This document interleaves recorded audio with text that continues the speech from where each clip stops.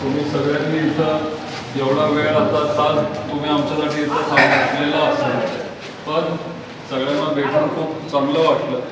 पण जसं आता बापू म्हणाले की जर इथं काय वेगळ्या प्रकारचं राजकारण जर होत असेल, बारामतीकरांनी कधी हे राजकारण बघितलेलं नाही आहे, तुम्ही पण बघितलं नसेल, दमदाटीचं दहशतीचं.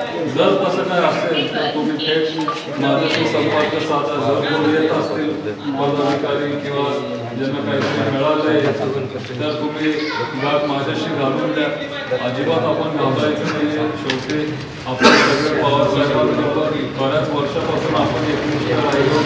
हा सगळ्यांना विधायक भाग आहे. आपण कधीच सोडणार नाही आणि इथून पुढेही सोडणार नाही त्याची मला विश्वास आहे. आपण शरीर फाउंडेशनच्या मार्फत पण इथं खूप कामं करत आलोय. तुम्हाला माहिती असेल